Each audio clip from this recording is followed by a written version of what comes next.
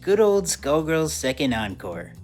There is perhaps no game more in need of the description good old right now than this one.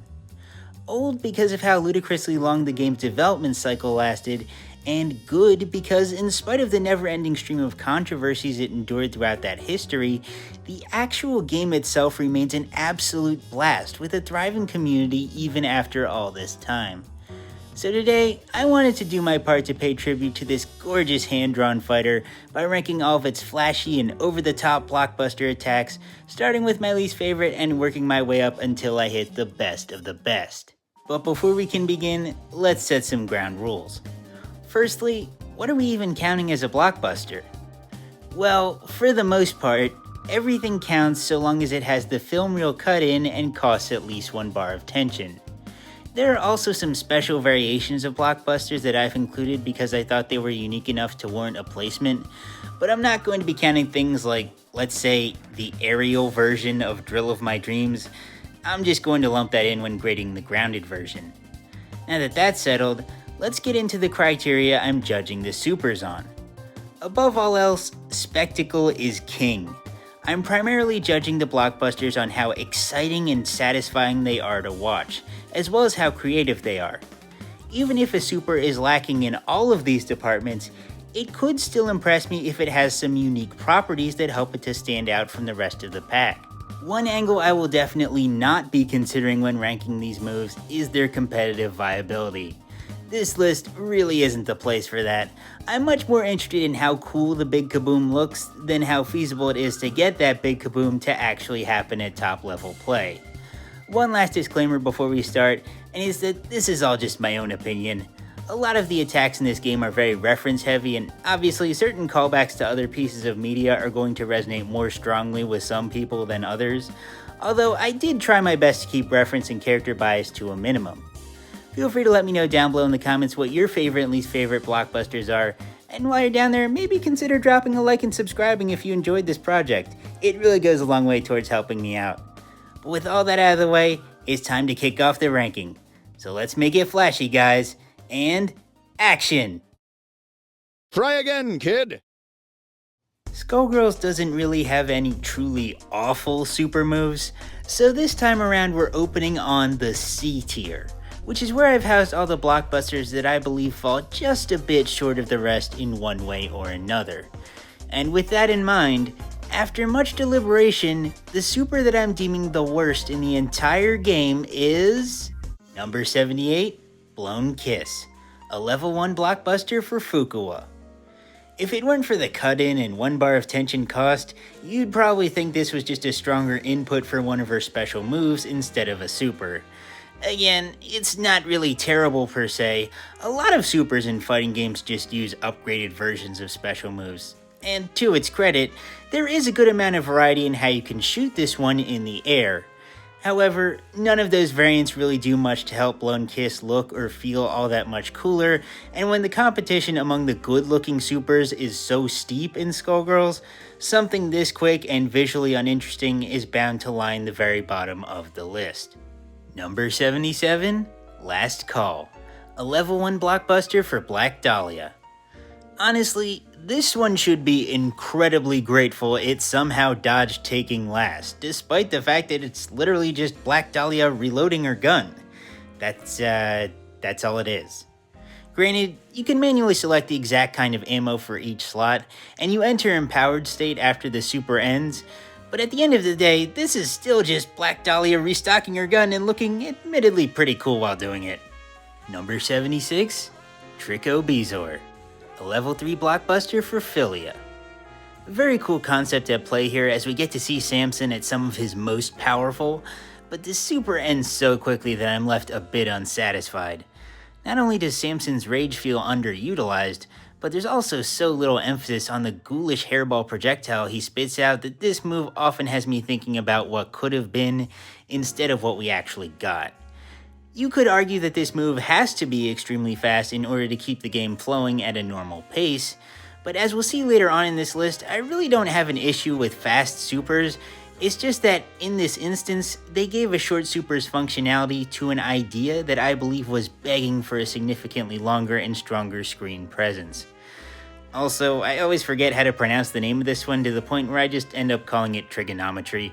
Number 75, Diamonds Are Forever, a level 3 blockbuster for Cerebella. This really isn't helping my case at all when it comes to beating the allegations of not liking fast supers, but Bella's level 3 is so low for pretty much the same reason as the previous. The startup is really cool. I love how Christina V draws out the first part of the phrase here. She does a wonderful job of making it sound like Bella is exerting a lot of force to pull out the giant chunk of ground. What I don't like about this super is the actual attacking portion itself. Official descriptions of this move say she's turning the massive rock into a diamond and launching it with a single punch, but if you blink while the blockbuster happens during a match, you'll miss the whole thing. Diamond drop, diamond dynamo. Cerebella's whole brand is diamonds, and here with her level 3 we finally get to see an actual physical diamond in her moveset, only for it to have basically no time at all in the limelight. What you're left with is an okay-ish blockbuster that could have climbed much higher on this list with better execution. I'm sure I won't regret this placement later on. Number 74, Motor Brigade, a level 1 blockbuster for Parasol. I like how Parasol's no-nonsense demeanor is translated to her blockbusters with how straightforward and concise they all are. The problem here with Motor Brigade is that there's pretty much nothing at all to write home about. She just calls the egrets in and then they run over the opponent, and that's it. There's nothing special or memorable for the eyes to latch onto here, aside from Parasol herself, but that's just as true for her entire moveset, and we said we're not doing character bias here, so yeah, Motor Brigade is the 5th worst super in the game. Number 73, Gravity Collapse, a level 0 blockbuster for Annie. Drinking challenge: if you're old enough, try taking a shot every time I cover one of Annie's supers. But including this one does kinda contradict the criteria I stated at the beginning of the video, since it usually doesn't cost any tension and instead drains all your star power. But by literally any other metric, it's still considered a blockbuster, so it just felt wrong leaving it out of the ranking. With that said, as much as it hurts me to put an Annie super this low, Gravity Collapse is basically just a neat trick she can pull out to end star power with style and not much else. There's a lot more about that mechanic to love than this forgettable semi-blockbuster, but we'll cross that bridge much later down the road. Number 72, Retina Reflector Contact Lens, a level 1 blockbuster for Umbrella. Here we have Retina Reflector condensed down to a single hit with a good deal more oomph in it, but there's still way more interesting things going on with the original. If Hungren threw in some extra attacks after the first one connects, or the move had more to talk about besides packing a bigger punch, losing all of its cool properties, and a few extra flashing lights thrown in for effect, it could have easily been bumped up a good deal. In fact, it almost moved up regardless because it's sitting at the very top spot of our C tier. Yeah, that's right. I believe there to only be 7 subpar supers in this game. That's how incredibly stacked this lineup is. Speaking of which, let's move up to the blockbusters that I'd proudly label as good on any given day. It's time for the B tier. Did I do okay, Vitaly? Number 71, Inferno of Leviathan, a level 3 blockbuster for Squiggly. If this one seems familiar, it's because you just saw Philia do a very similar move a few minutes ago. However, Squiggly's take on this level 3 spices things up just enough to make me smile. The muscle-bound Leviathan gets a bit more screen time here than the enraged Samson does in Trigonometry. What's more, Lev's giant fire projectile is a good deal more interesting than the big hairball because it loops back around to keep chasing the opponent if it doesn't initially connect. Inferno of Leviathan still has me thinking about how it could have been a lot more entertaining, but there's also definitely enough going on here to the point where I'm ultimately satisfied with it. Number 70, Gregor Samson, a level 1 blockbuster for Philia. It doesn't get much more thrilling than one of the leading ladies' legendary level 1s. Or, I guess it does get a lot more thrilling considering this one was beaten out by 69 other supers. But regardless, Gregor Samson's still cool. I think the most interesting part of this one isn't even the move itself, but its origins, as this blockbuster is based on the 1950 novella, The Metamorphosis by Franz Kafka. This story follows the life of a man named Gregor Samsa, who wakes up one day to find out that he's spontaneously transformed into a giant insect. The Skullgirls move follows a similar direction, as we get to see the parasite Samson transform into a huge bug and propel his host forward at super speeds. There are a ton of clever references like this throughout this game's animations, but if I went over every last one of them, this video would quadruple in length, so I'm just going to bring up this one and a few others that I find particularly interesting. The reason why Gregor Samson is near the bottom of the list is because it's pretty simple in terms of presentation, even if it has a really fascinating backstory, but it's still good enough that it certainly doesn't bug me. Number 69, Forbidden Procedure, Rebirth Ex Machina, a level 5 blockbuster for Valentine. Our favorite ninja nurse was actually really close to having a C-tier offense, because based on visuals alone, this one is exceptionally uninteresting, especially for a level 5 super. But the effect of the defibrillator strike being able to revive one of your dead teammates is pretty awesome, and ties so perfectly into the theme of Valentine being a nurse.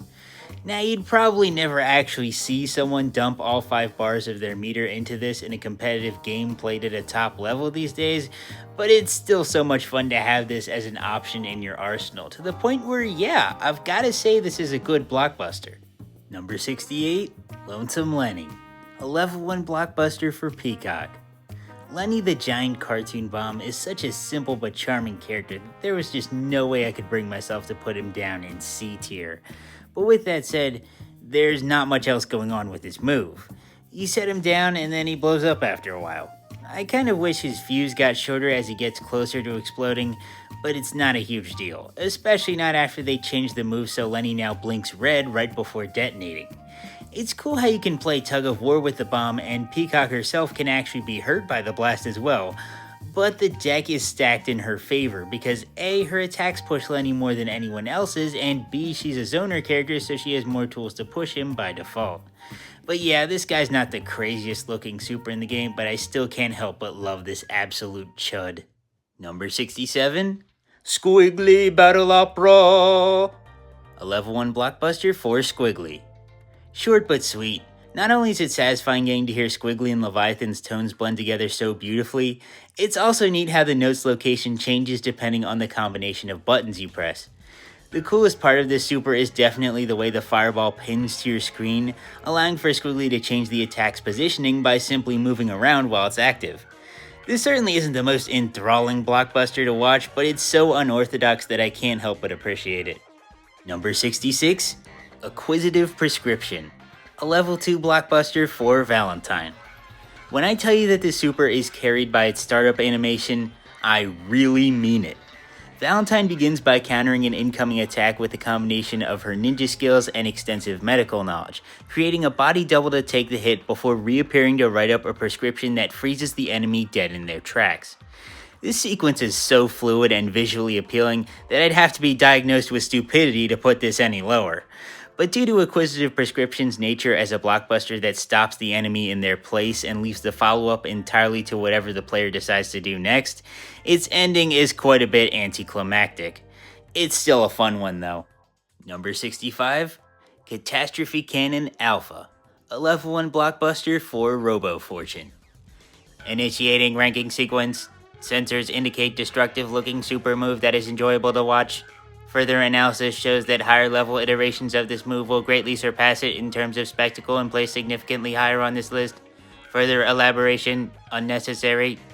Number 64, The Drill of My Dreams, a level 1 blockbuster for Fuqua. Simple enough but solid. It's one of the more iconic usages of Shimon's transformation abilities, and the sound design does a lot of the heavy lifting to sell just how painful that drill is. It also helps that there's an aerial version that travels downward, and despite sharing the line with Philia, you've gotta love the "Get ready" from Fuqua on the Super Startup. It's easily in her top 3 voice clips, right up there with "Now I'm Philia," as well as a certain other very memorable quote of hers we'll be discussing a good deal down the road. Number 63, Checkmate Incision, a level 1 blockbuster for Valentine. For this one, Val throws a bunch of scalpels forward if she's grounded, or diagonally downward if she's in the air, then hits a cool pose, and that's that. It's simple, but it's also a really sick reference to Dio's knife super from JoJo Heritage for the Future, so as a huge JoJo fan, I couldn't help but appreciate it. I also think it's neat how Valentine's version of the move uses scalpels instead of knives. Yet another cool implementation of her nurse theming, and her throwing stance as well as the end pose evoke her ninja side. But as for when we'll see Valentine again on this list, well that's... Number 62, Meteor Strike. A level 1 blockbuster for Annie. A lot of the moves this low on the list just don't have all that much going on, and we have a similar case here with Meteor Strike. Annie just thrusts her sword while charging forward. But granted, Annie does have some of the game's coolest visual effects thanks to her cosmic powers, as can be seen with this move's eye-catching orange trail. And the little harp flourish at the end is a very welcome touch that helps to sell her magical girl aesthetic. Overall, it's a good deal better than okay, Annie. Number 61, Inferno Brigade, a level 3 blockbuster for Parasol. Here it is, Parasol's super duper flashy and epic level 3, except it's not really that crazy. She just calls in the Icarus to mow down the target with gunfire, and that's basically it. Shout out to BB Hood though, and I do like how even Krieg gets in on this. Plus, the ability to egret call so Parasol was free to act while her troops continue to fire scored this a few more points as well. I said before that all of Parasol's ults are very no-nonsense and straight to the point to complement her stern demeanor, but here in this ranking we're looking for crazy and fun shenanigans, so catch 22. Side note, but I actually took a picture of a real-life egret the other day at work. Sure, it's not a black egret like the ones that Parasol's army is named after, but those kind don't live in my country, and I still thought this was pretty cool. Anyways, let's hope our crown princess of the Canopy Kingdom can find a way to clutch up, because we're at number 61 and she's only got one blockbuster left. Number 60, Deathcrawl, a level 1 blockbuster for Painwheel. This one certainly gets a lot of points for creativity. Even though Painwheel isn't the first fighting game character to have a bizarre stance that looks like this, it is very novel how she combines that memorable mantis crawl posture with a giant deadly wheel on her back to ensnare the opponent in a swarm of spikes and saws that can cut them to ribbons in seconds. Deathcrawl does end rather abruptly, but it's a level 1 so you can't really expect something too nuts. I also like how fast and erratically Painwheel moves while in her creepy stance here. It's a bit unsettling, which is absolutely welcome given this character. Number 59, Under the Weather, a level 1 blockbuster for Umbrella. I'm glad they gave Umbrella a super that plays into the whole rain aspect of her design. If you think that's regular water she's shooting into the air, then think again, because it's really hunger and saliva. Yummers. Which is equal parts disgusting and totally awesome. Some other quirks of this one that help it climb higher in the list are how drastically the number of eyeballs changes depending on how full Hungern is, and your ability to blow the bubbled eyeballs closer to your opponent by holding a direction during the super's input. Number 58, Bandwagon Rushdown, a level 1 blockbuster for Double. This was originally supposed to be an entry animation for Peacock before it was repurposed as a double super. The move did eventually get used by Peacock in Skullgirls Mobile, but I think it's right at home as a level 1 for the Trinity's number 1 Glazer, because that monstrous car looks exactly like something straight out of Double's Eldritch Anatomy. And besides, if it wasn't for how cartoony she is, Peacock would actually be one of the most terrifying characters in the game, and she was originally designed to be a lot older, more gruesome, and less lighthearted, so suffice to say, putting her move in the twisted hands of Double just feels right. Also, I like how you can control which side of the screen the car zooms in from. Number 57, Head Over Heels, a level 5 blockbuster for Fukawa. This move vexes me to say the least. So Fukawa uses Shimon to throw the opponent up in the air and then they fall back down and explode? Why? It's not like she throws a bomb in there with them. Bombs aren't even a part of her power set, that's more Peacock's deal. So then what causes this explosion? I've slowed the footage down countless times and I genuinely have no answers. Maybe you can just hand-wave it by saying she's the non-canon joke character, so her breaking the rules of what does and doesn't make sense is perfectly in character, and like sure, I guess that checks out. and could very well even be the point. But I don't know, it's just so weird to me. Not that I dislike this move at all though, because the fun little pose Fuqua hits when the explosion connects makes it all worth it. She stole that one straight out of Philia's win animations, but who cares? Sometimes you just gotta emote on them. And the other big thing that helps this confusing move's placement is the fact that it completely flips combo scaling on its head, letting you deal double damage on the next hit, which is such a unique and clever effect for a level 5 ult. So yeah, I can't quite say I get it, but you go girl. Number 56, Gigantic Arm, a level 1 blockbuster for Beowulf. And no, I did not pronounce that move's name incorrectly. It's a pun on the words gigantic and gigan, which is the name of the kind of creature that this arm belongs to.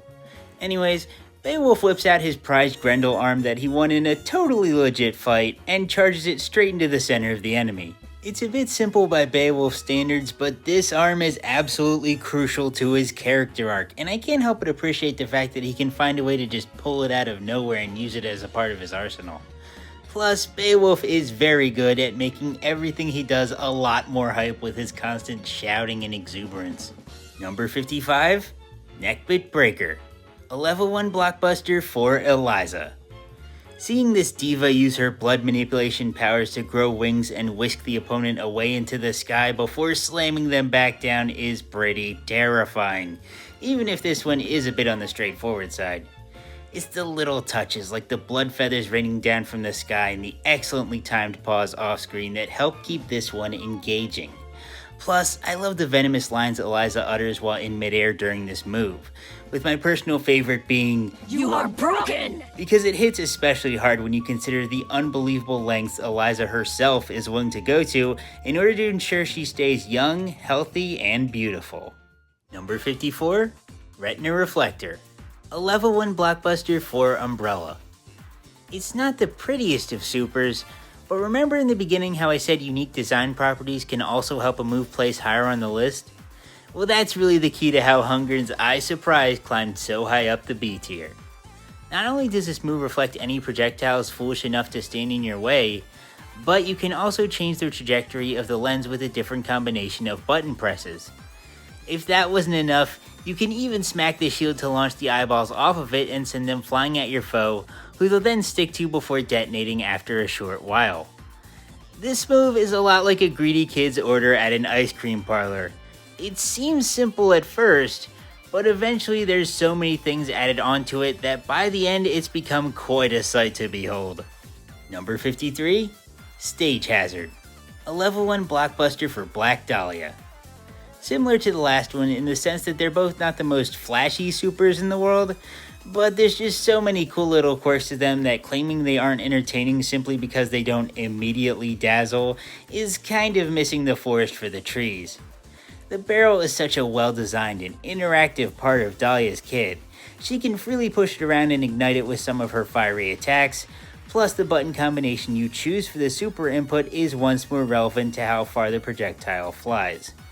And it is pretty satisfying punting this thing all the way across the stage and then watching your foe get absolutely demolished by the oil trail and explosion.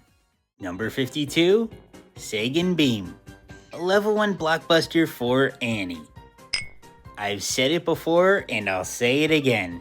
Annie's attacks have some of the best visual effects in the game, and this is a prime example of it.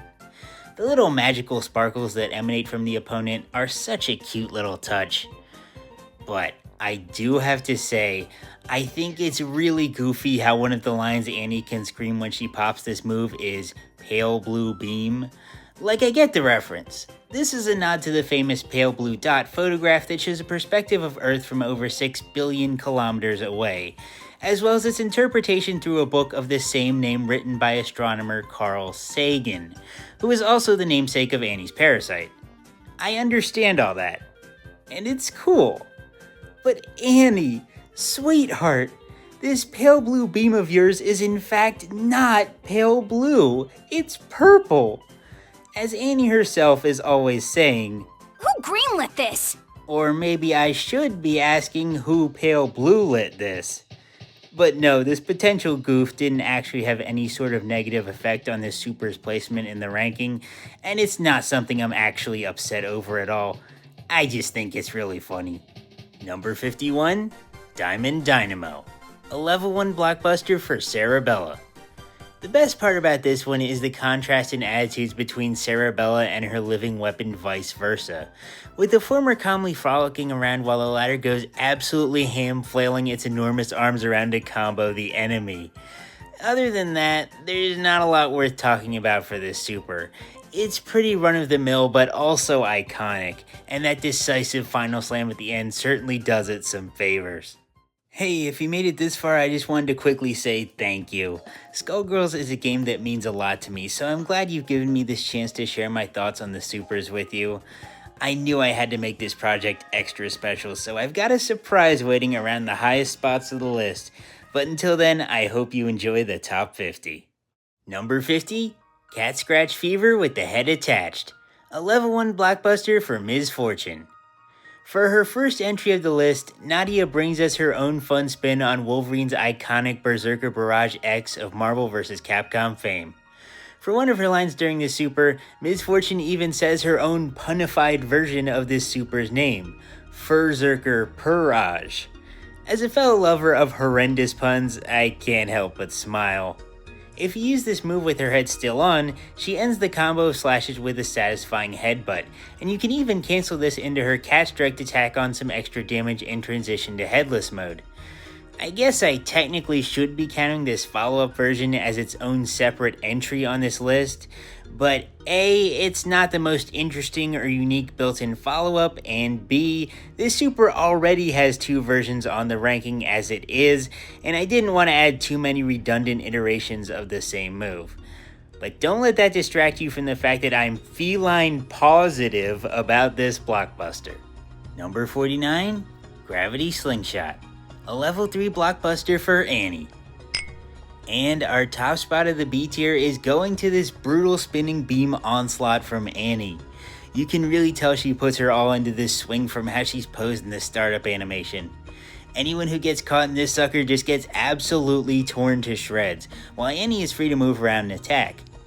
It definitely looks the most painful out of her large catalog of blockbusters, and I like how the beam cuts the opponent so rapidly and consistently that it allows the attack to mimic the effect of a black hole, or at least the effect black holes are commonly portrayed as having in fiction. It's yet another cool part of her moveset that pays homage to outer space.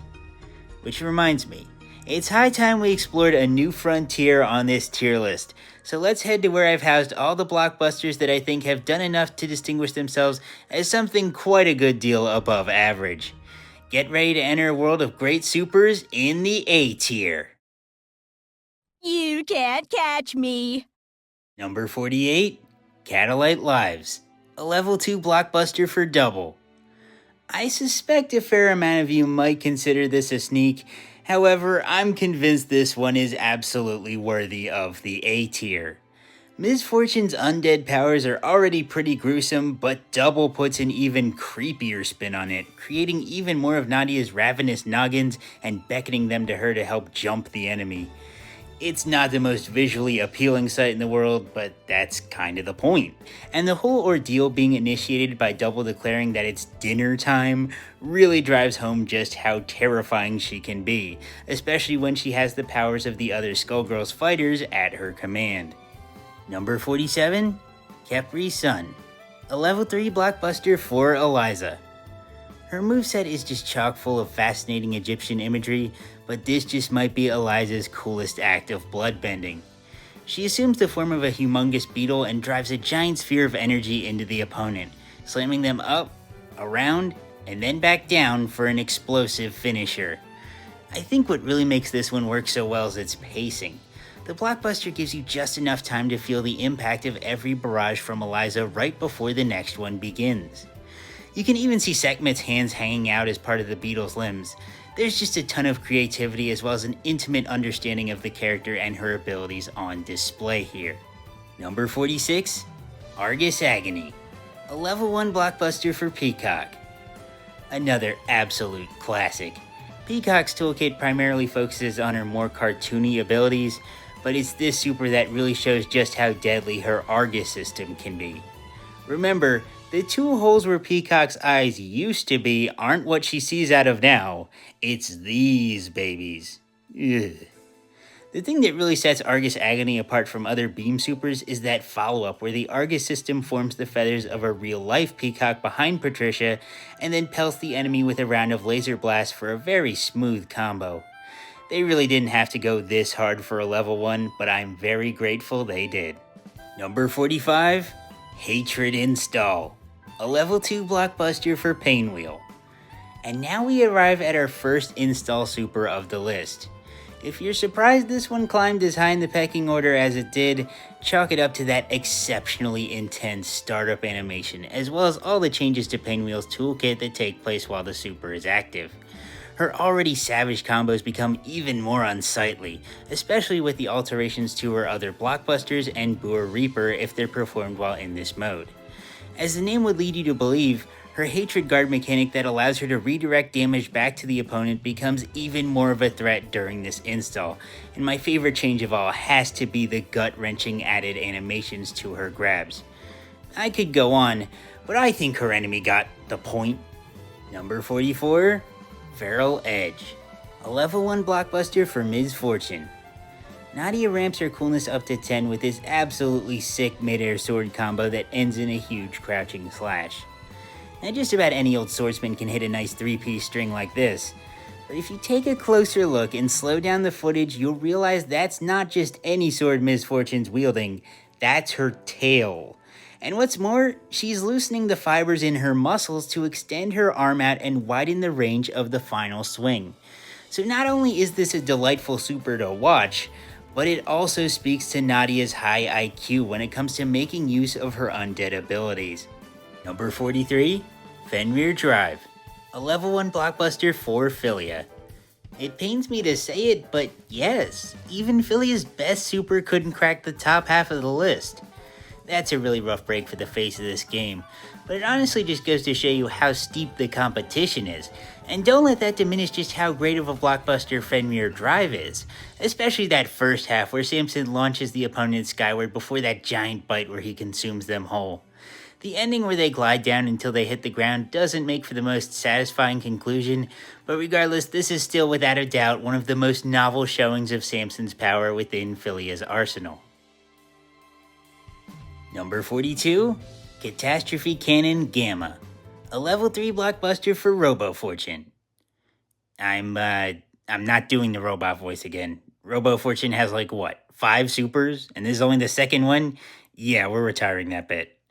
But the gap in strength between Cannon Alpha and Cannon Gamma is pretty distinct, and so the difference between their placements on this list is just as pronounced. One look at this baby and you can tell it's something that every member of the Skullgirls cast does not want to get hit with, no matter how powerful they may be. On a related note, it's high time we turned our attention to Marie. The titular Skullgirl herself might only have a measly 3 blockbusters to her name, but she still managed to hit the craziest trifecta of references I've ever seen with those 3 supers.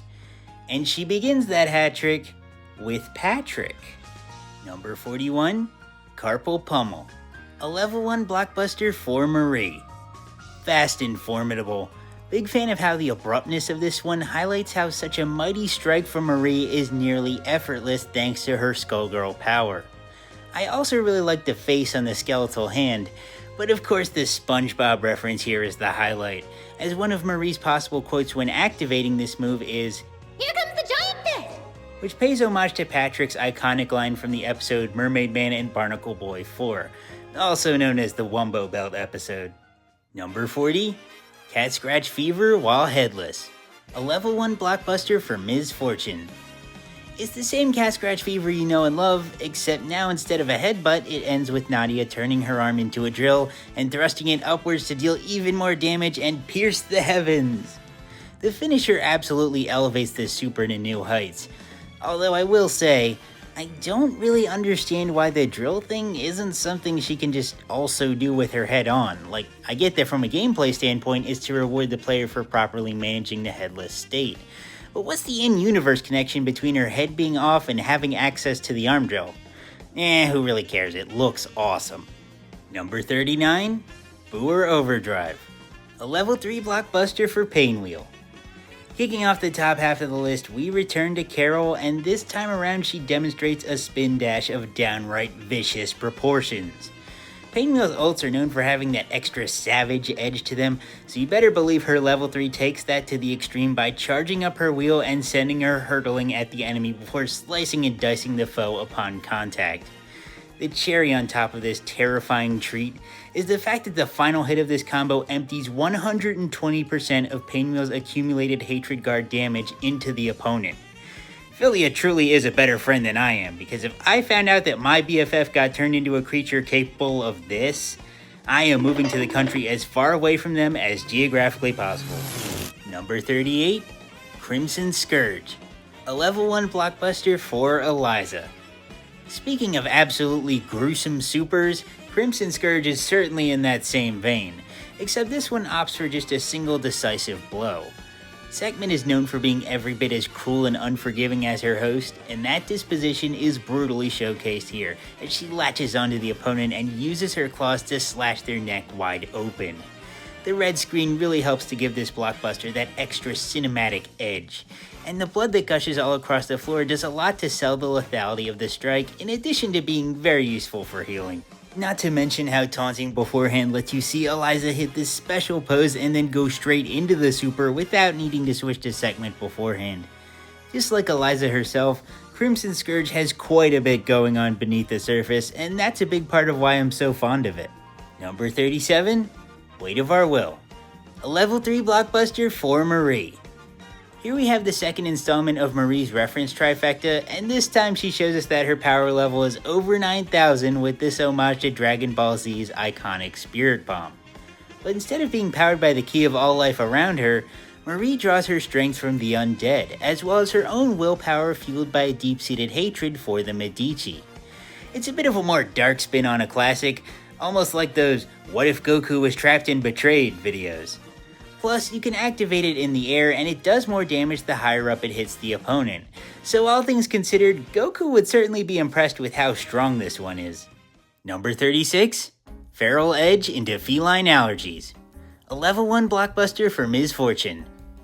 It's Feral Edge, but this time Nadia has hay fever and sneezes her head clean off at the end, which can combo off of the final slice of the super. It's a good setup move, and above all else, it's just so silly. If timed correctly, it even kind of looks like Ms. Fortune accidentally decapitates herself with the tail slice, which makes it even more hilarious. This one probably shouldn't even count for the list, but I do not care. It was just too funny to exclude. Number 35, Magnetic Trap, a level 1 blockbuster for Robo Fortune. After catching an airborne opponent with her magnet, everyone's favorite feline tin can leaps into the air and spins the foe around using her handy rotor arms before epically dunking them back onto the stage. The dunk itself is extremely hype. Robo Fortune should really get signed already. But this super could have easily cracked the top 30 if you had more options for what to do with the opponent once you catch them besides just the dunk. But I still can't get enough of this one. Just look at that bucket of bolts go!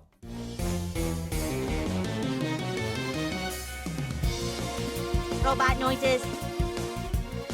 Hide my shiny metal tail. Zoom, zoom, zoom. Launch head drone. Advance.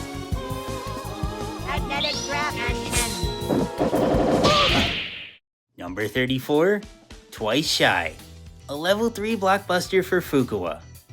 Alright, so I just read the description for this move and apparently it's just two of Philia's blockbusters fused together.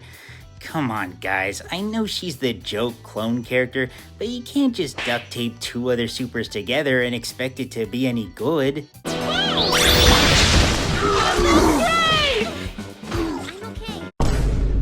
Why is it really good?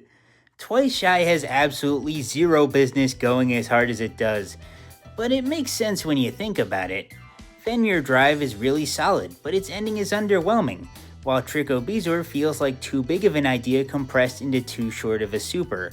So gluing trigonometry onto the end of Fenrir effectively solves both of my problems with them. Instead of spitting out a hairball, Shimon spits the opponent back out at high speeds for a satisfying wall splat. As conceptually lazy as this one is, I cannot deny that it is far greater than the sum of its parts. Remind you of anyone? Number 33, Feeding Time. A level 3 blockbuster for Umbrella. This is another one where they could have honestly done more with it, like it's hungering at his absolute scariest. I think it would have been cool if he chewed or rolled the opponent around in his mouth a bit before fully consuming them. But don't let my wacky ideas distract you from how great the spectacle already is with this ult. It will never cease to amaze me how out of all the living weapons and parasites in the Skullgirls universe, one of the absolute most frightening is best pals with the carefree Umbrella. The juxtaposition between these two is what makes their moveset so unique, and that's best on display here with Feeding Time. Number 32, Timpani Drive. A level 1 blockbuster for Big Band. Yeah, that's right baby, Big Band. Remember that guy? Imagine being so goated that you aren't even name dropped until the top half. Even Ben's worst super is pretty remarkable, as here he rampages around the skies in a rocket-powered timpani solo. This has gotta be one of the coolest flight-based abilities I've ever seen. He's only able to fly around like this because he's just that goated at drumming. I mean, sure, he also has a bigger rocket that lets him just fly around normally, but still, he chooses to let the beat carry him around here, which is such endearing characterization. And the fact that you're free to control Band's flight path while he's jamming out is just the icing on the cake. Number 31, Rage of the Dragon. A level 5 blockbuster for Squiggly. So this is a big one. Many of you were probably hoping to see this move a good deal higher on the list. But even though I am very much a fan of this move, I do think it's held back just a bit by the execution.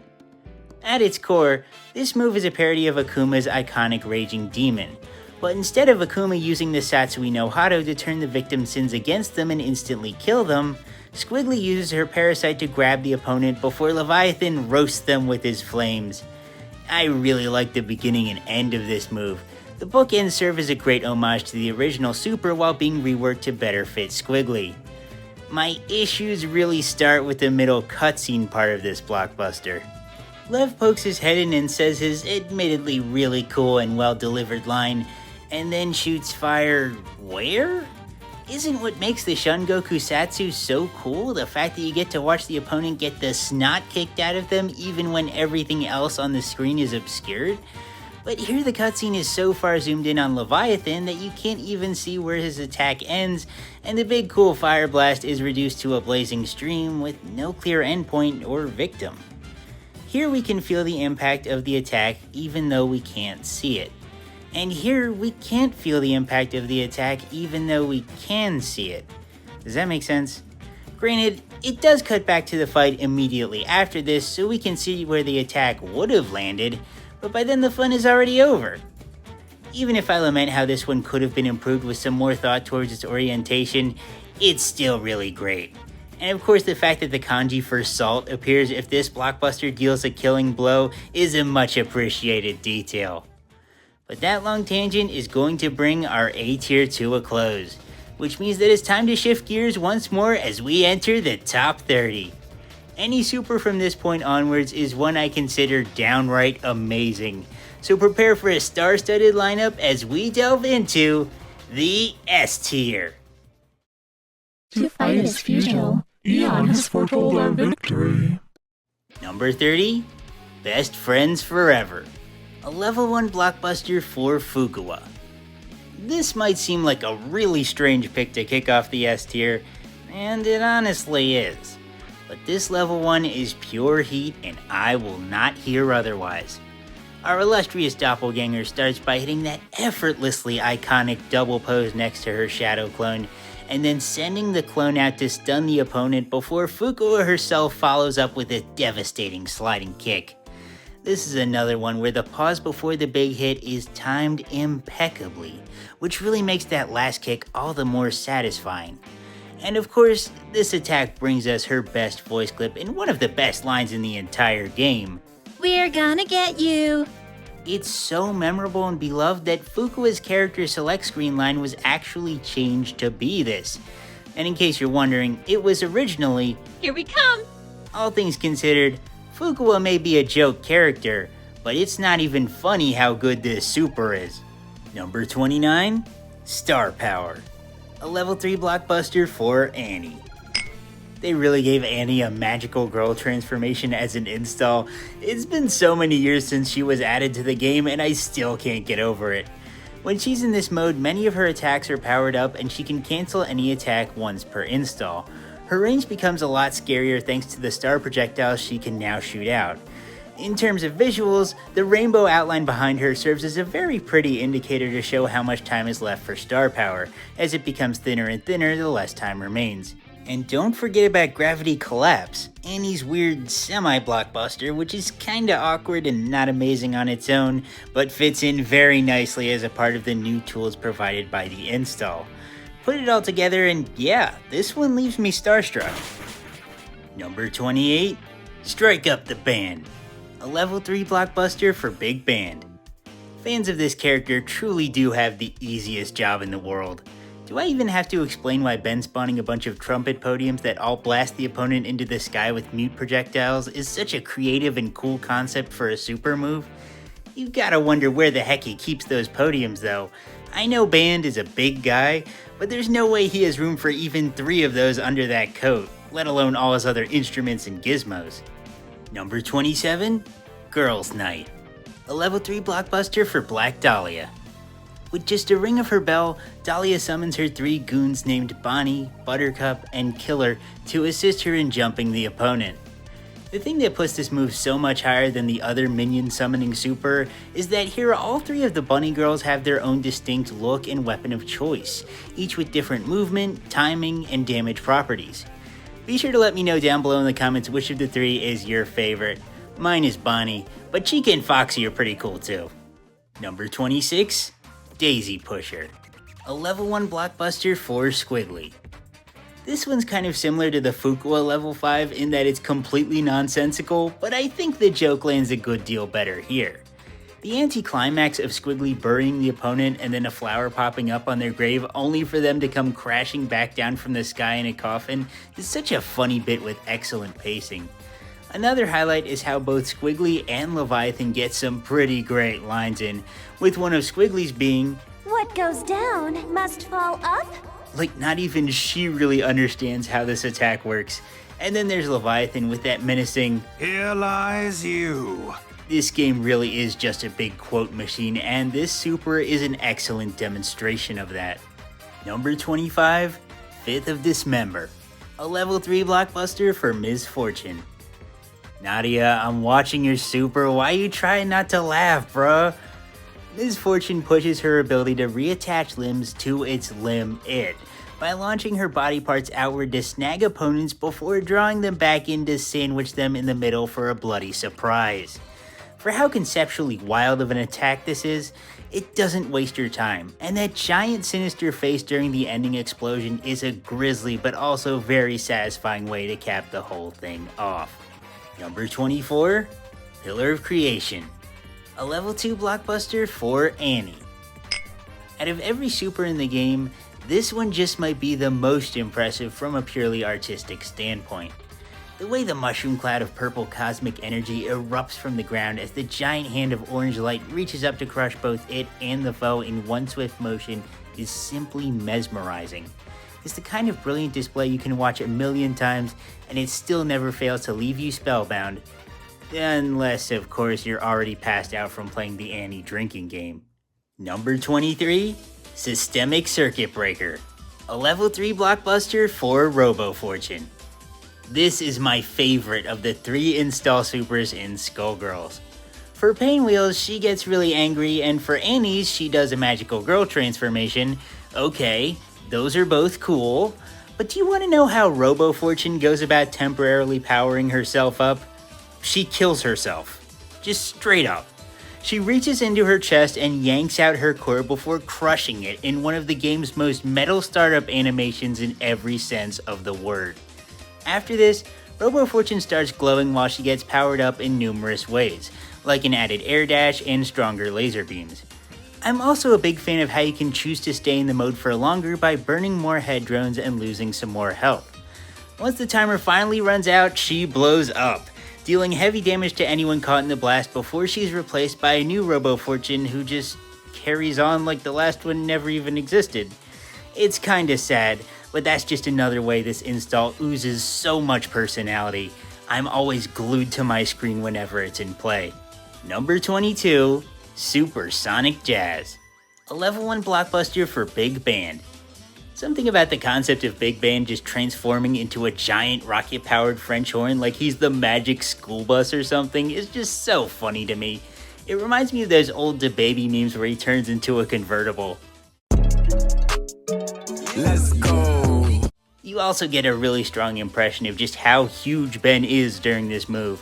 He's so big in his French horn form that he doesn't even fully fit on the screen. And that little flip he does at the end of the super is everything to me. Number 21, Airwolf, a level 1 blockbuster for Beowulf. At first glance, this just seems like a run-of-the-mill anti-air command grab, but it feels right at home with the rest of Beowulf's kit. And the follow-through into options like Canis Major and Diving Wolfdog feels exceptionally impactful thanks to the blockbuster's exquisite depiction of mid-air momentum. I have to give massive props to Kai Kennedy for his very impassioned performance. He does an excellent job of making Beowulf's arsenal 10 times more enthralling, and that's especially the case here with that What you gonna do? he often shouts at the start of this super. Also, while it's technically not specific to this move, I still would be remiss to not mention the Penguin referee who comes out if you close out the match with EX Darkstar Press. He is flippers down one of the best Easter eggs in a game with hundreds of them. Let's hope our crown princess of the Canopy Kingdom can find a way to clutch up, because we're at number 61 and she's only got one blockbuster left. And clutch up she most certainly did, all thanks to number 20, Silent Scope, a level 1 blockbuster for Parasol. While it may be very brief and unceremonious, Silent Scope is undoubtedly worthy of its top 20 status. The use of first-person perspective on this one is a welcome change-up, and I love the idea that she has an egret off-screen waiting to snipe the enemy at a moment's notice. It also doesn't hurt that Parasol ate and left no crumbs with her activation pose here. You feel this move deep in the pit of your stomach every time it connects, and I think that speaks to its excellent design. Number 19, Boer Thresher, a level 1 blockbuster for Painwheel. The crown jewel of Carol's catalog of supers comes in the form of a devastating mid-air level 1, where she shoots out tons of spikes to snag the enemy before dropping her wheel saw right into the center of them and tearing straight through. Whereas Big Band's supers excel at creativity, Annie's shine the brightest with their visual flair, and Beowulf's are some of the most hype, I believe Painwheels are among the most brutal, and Boer Thresher is undoubtedly her most vicious offering. Number 18, Parting Gift, a level 1 blockbuster for Black Dahlia. Similarly to Parasol, Dahlia's best super isn't anything crazy, over the top, and flashy, but it still hits all the right beats for me. She implants an explosive on her foe and can detonate it whenever she pleases, but not before hitting a sly grin over her shoulder. They even went the extra mile of letting you spend an additional bar just to hold the freeze frame for longer if you want to torment the other player, which is so painfully in character for the sadistic Dahlia. And once you do finally pull the trigger, you're greeted with her cruel smile in the middle of the blast as the opponent is sent flying. It's just dynamite. Number 17, Beast of Gehenna, a level 1 blockbuster for Double. I am dead certain this super is responsible for making at least a dozen children afraid of stepping in puddles when it rains. For its very limited screen time, Agatha's, pet certainly leaves a strong impression. Knowing Double, she probably named it something like Princess Cupcake Sparkle and swears it would never bite anyone right before it banishes them to Gehenna. It's a really enjoyable trap super to catch opponents with, and one of the best displays of Double's otherworldly strength. Number 16, Catastrophe Cannon Omega, a level 5 blockbuster for Robo Fortune. And yes, it really does deserve to be this much higher than the other variants of Catastrophe canon. Robo just completely nukes the entire screen with the ultimate form of her laser. The attack is just so destructive and thorough that it's genuinely impressive. You know it's some serious firepower when there's a video with nearly 1 million views that's dedicated to seeing which blockbusters are even capable of withstanding it. Number 15, Supersonic Jazz into Tuba Tuba, a level 1 blockbuster for Big Band. Taunting before Band's grounded level 1 lets him trade in the cute little flip he does at the end of the move for a wicked barrage of punches in a JoJo-style beatdown, again inspired by the classic Capcom game. And his stand cry being Tuba Tuba Tuba Tuba is so genius. This guy lives and breathes JoJo. Fun fact, not only does Big Band's English voice actor Rich Brown voice various minor characters in the dub of the JoJo anime, but his Japanese voice actor Tomokazu Sugita also voiced Joseph Joestar in Battle Tendency. And if you thought that was cool, then just wait until you see Ben's stand. Number 14, Ultimate Showstopper. Surprisingly, only a level 1 blockbuster for Cerebella. Yeah, this has all the flair of a level 3 or even a level 5, but no, Cerebella only needs 1 bar to bust this bad boy out. Now, I originally thought that the first part of this beatdown, where she uses vice versa to slam the opponent on both sides of her, might have been a reference to Hulk's iconic puny god moment from the first Avengers movie. But upon further research, that could not have been the case because this super actually predates that movie. Holy unk status. But this move still definitely lives up to its name of being an ultimate showstopper. Bella's expertise and showmanship are beautifully highlighted here, especially with that handstand at the end where she uses her foot to hold a sword up as vice versa shoves the opponent directly into the blade, and you can even cancel into devil horns if you want. It's a show so good, I'd ask for an encore, or maybe even a second one. Number 13, Timpani Drive into Death Toll, a level 1 blockbuster for Big Band. Considering that the only thing keeping the standard Timpani Drive as low as the A tier was the fact that it lacked a thrilling finisher, the taunted version naturally places much higher. I forgot to mention this for the base version of the move, but I adore one of Band's voice lines for this where he shouts, You're gonna get beat! He's usually one of the most chill characters in the whole roster, so it's really funny seeing a rare moment of him being so intense. Anyways, the super now immediately transitions into Ben's air throw animation for a combo with such sublime pacing that it hits all the right beats before going out with a bong. Number 12, EKG Flatliner, a level 1 blockbuster for Valentine. It's been quite a while, Valentine. Good to see you again. You wouldn't think that there would be that many cool ways to mesh the archetypes of a nurse and ninja, but Valentine's existence proves otherwise, and this blockbuster demonstrates perhaps the most clever combination of those two tropes. She dashes back and forth through the opponent, slicing with her bone saw at blinding speeds, all while her movement is represented by a line from an EKG monitor, culminating in the final dash being a flatline, which, if you don't know anything about hospitals, means the patient is dead. I said at the very start of the video that competitive merit doesn't affect where I rank the supers, and I'm still standing by that, but I have to say I'm very glad that this one's as viable as it is because it means I get to see it non-stop throughout tournaments. Number 11, Photobop, a level 5 blockbuster for Annie. In a game with so many evil and irredeemable characters, Annie is rightfully considered one of the more noble and heroic members of the cast. But that is anything but the case when she pops this ult. All those years receiving way too much attention as a child star are on full display as she signs an autograph and lets Sagan smack the opponent with it. She then changes into one of 3 snappy outfits, and a camera crew takes a picture of her posing while her enemy's face is completely covered up by the autograph. It's just so unabashedly sleazy and disrespectful, and I love that.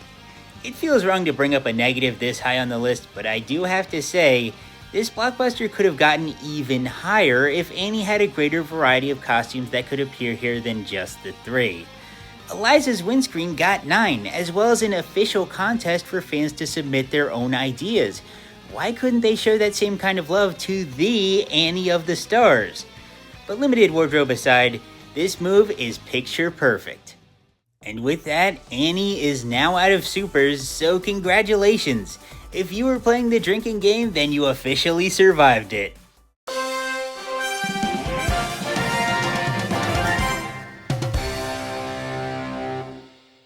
But the show must go on, because there are still 10 blockbusters remaining, and these aren't just any 10 attacks, they're the absolute cream of this game's crop. They're the biggest, the baddest, and some of the most utterly insane attacks I've ever seen in any fighting game. So without further ado, I give you the P tier.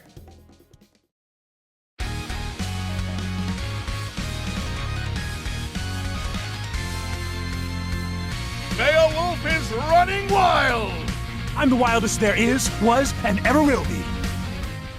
Number 10, Repetitive Skeleton Impact, a level 1 blockbuster for Marie.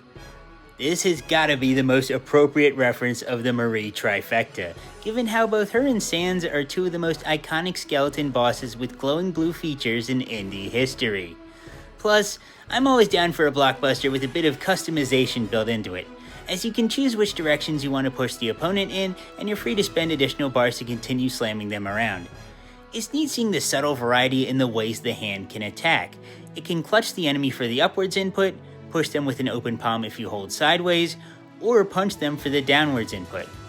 Insert the obligatory, if you get hit by this one then you're in for a bad time joke here. Number 9, Counter Venom, a level 2 blockbuster for Valentine.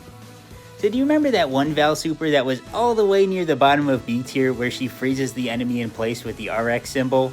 Well, this is that same super after all the kids made fun of it for being ugly in middle school, only for it to have the most insane high school glow up you've ever seen.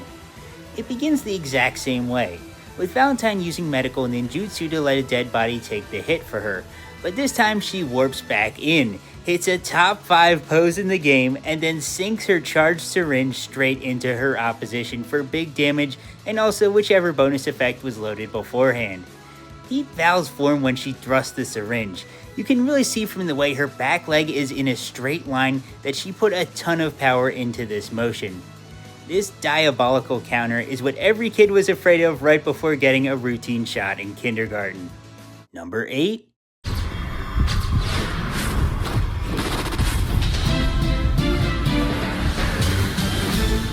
Megalith Array, a level 5 blockbuster for Double. Agatha pulls out the Moai head in a very unique ult that lets her shoot out ring projectiles as well as Peacock's George bombs. It's a very silly and unique transformation that affords the player a ton of creative freedom, with 6 different attacks the statue can use depending on which buttons you press. The whole thing serves as an homage to the iconic Gradius Moai enemies, to the point where even Double's character trailer features a full-on parody of the game themed around her. The Konami era of Skullgirls may be long gone, and this super may have virtually no place in tournament play, but none of that diminishes just how wacky and fun it is to control a... Number 7. The Lady of Slaughter, A level 1 blockbuster for Eliza. Now I want you to take a look at the startup animation of this super and tell me what you think Eliza is getting ready to remove here.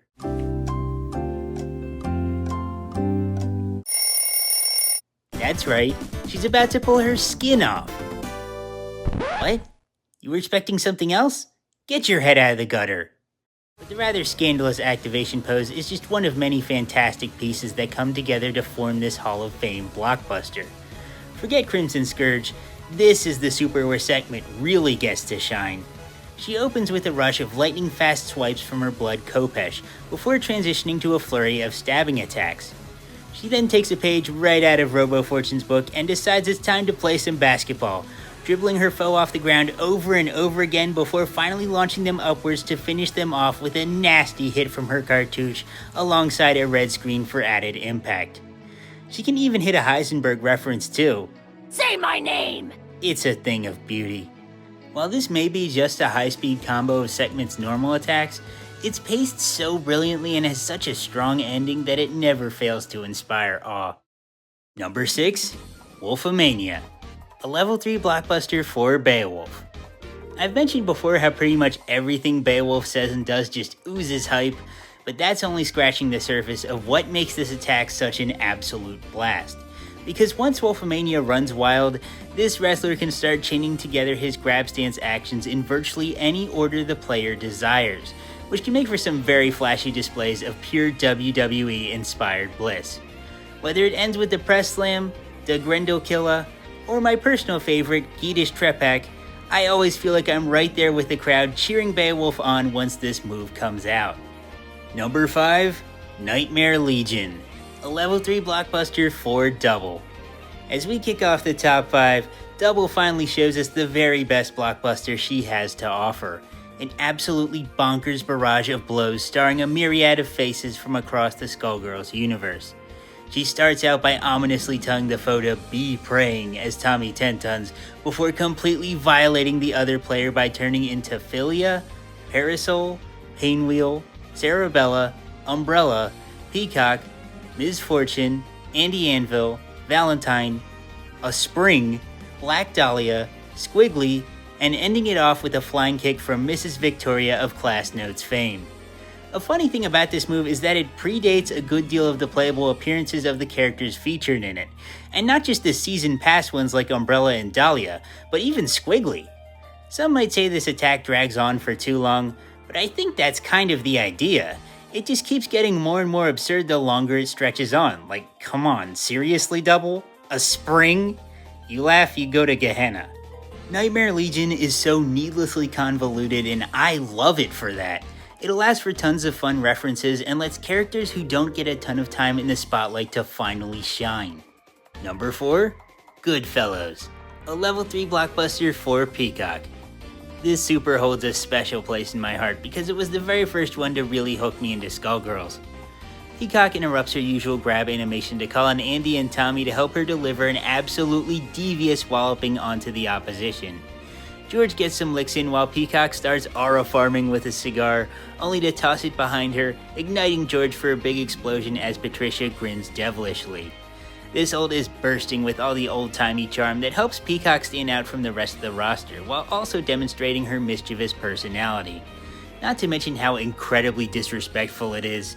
It's hard to watch this super and not fall in love with Peacock and her silly gang, even if you're the one on the receiving end of it. Now go home and get your Rootin' Tootin' Shine Box. Number 3, Dead on Arrival, a level 3 blockbuster for Valentine. Out of every super in the game, this one just might be the most cinematic, with Valentine wrapping the enemy in a body bag before slamming them behind hospital curtains. The screen then transitions to a dark cutscene where you can see Valentine's outline against the lights above, where she performs some highly unethical surgery and the screen flashes a death symbol. It then cuts back to the fight as Val snaps her glove in satisfaction and the battle resumes. Our favorite nurse is definitely in top form for this move. Her line here is pretty killer, and I love how it completely changes the mood of the blockbuster depending on which of the two takes of the line you get. Tell me where it hurts. Tell me where it hurts. You even have the option to choose which vial hazard you want to charge, and if you're feeling nice or impatient, you can skip the cutscene part by holding punch. I simultaneously wish I was the one getting hit by this attack, and also don't want to be within 10 miles of this move, and I think that really speaks to both how nuanced Val is as a character and how well crafted of a super this is. It's time! It's time! It's Beowulf time! Number 2, 3 Wolf Moonsault, a level 3 blockbuster for Beowulf. And the crowd goes wild. You know you're in for the ultimate smackdown once Beowulf pops out that milk jug.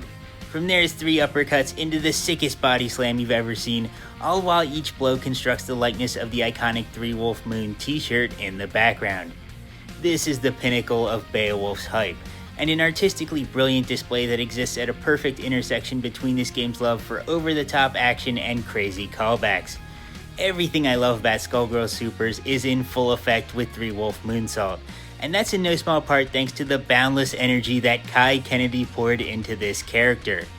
Every voice actor in this game really helps to make their character feel special, but Kai truly goes above and beyond, and his influence on the game extends way past this performance, as he's commentated tournaments for a very long time and brings the same passion that made Beowulf so beloved to inspire players all across the community. Now that's dedication. Man, Beowulf is just so cool, but I often wonder, what's his favorite blockbuster? After all that time in the ring, I'm sure he's seen a lot of them. I just had to find out, and I wanted you all to see the answer as well, and so I asked him. Skullgirls has a lot of really cool supers, but I think the one that I like the most is Cerebilla's level 3. Now, not only is it gameplay awesome, because I've called a lot of matches on commentary where that has completely turned things around and pulled victory from the jaws of defeat, but also it has a kind of a cool backstory. The lead animator for the game, way back when, talked about this at a GDC conference where they over-animated her level 3. There's way too many frames as she's reeling back her arm to punch that diamond. But that kind of gave it this weird, uncanny, just bizarre look to it, as there were so many frames of animation on the move that it had a uniqueness to it. And I really always loved that. And I kind of almost wish they hadn't adjusted it to take away some of those animation frames later in the development of the game. It just, it has a sort of special weirdness to it. And I really love that. Well, I can't say I was expecting that answer, but honestly, I kind of get it. I know I put Diamonds Are Forever all the way down at number 75, and I stand by that. But you have to remember, Kai is grading these things on a completely different scale than I am. He has such an extensive history with all of these moves throughout both the game's development and the competitive scene that he'd obviously have a very uniquely informed perspective on these supers. Even if it's not my favorite blockbuster or even close to it, I do agree with him about this being such a hype comeback move in tournaments. It just goes to show you that this game's super quality is through the ceiling when even a move some might deem to be pretty unassuming still has a cool story and its own different sort of value when cast in a different light. So here's what I'm gonna do. I'm keeping Diamonds Are Forever at number 75 because I still think it's a bit lacking in spectacle in the modern day, but I'm also giving it a P tier because Kai provided some really cool insight into the move's history, and I think that's worthy of a special designation. So for the first time ever in this channel, we have a P tier placement in the bottom 4. Is that really convoluted and stupid? Pretty much. But I think it also fits this specific super to a T, because now it's become its own sort of diamond in the rough, if you will. So with that settled, I am 1,000,000,000% sure that I'm not forgetting anything important, so thank you for watching and goodbye.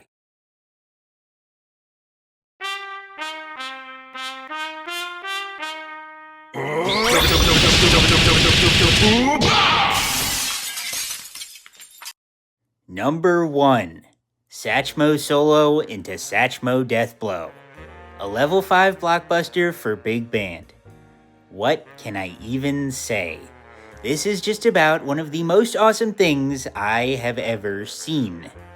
Ben freezes time, allowing the player to perform literally any song they want while the other player is frozen, right before completely demolishing them with a Tuba Tuba barrage. This blockbuster is as cool and as personal as you make it. If there's a song you like, then with a bit of practice, it's now a permanent part of your arsenal in this game, and I think that's uniquely sensational. Even to this day, fans are uploading so many different covers using Big Band's trumpet in the middle of their combos. If that isn't a profound influence, then I don't know what is. And that's not even getting into how the whole thing pays tribute to JoJo with a time stop and stand rush. This would still have gotten first even if I wasn't a huge JoJo fan, but loving this series just makes Satchmo all the more special to me. The cherry on top of it all is the input for the super being the first few notes of the Skullgirls theme song. This ult is just so thematically perfect on so many different levels. I can't help but break out into a huge grin whenever I see someone pull it out.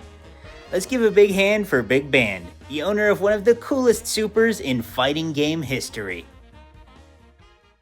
And thus the curtain falls on another ranking, and I had a ton of fun bringing this one to life. I hope I was able to capture just the slightest bit of my deep appreciation for this game through my ramblings about the often memorable animations for Skullgirls' daring catalog of ultimate attacks. I already gave you the spiel about liking and subscribing in the beginning, so I'll spare you now, But please let me know down below what your favorite and least favorite blockbusters are, because I genuinely love discussing it with fellow fans of the game. Also, if you want to keep the conversation going past the comments section, then consider joining the Triple S Discord. I want to give a huge shout out to the legendary Kai Kennedy for his time in this video, and also a thanks to Metallic for letting me use their footage. But with all that said, I believe my meter is finally empty, so thank you so much for watching. This has been Triple S, and I'll see you next time.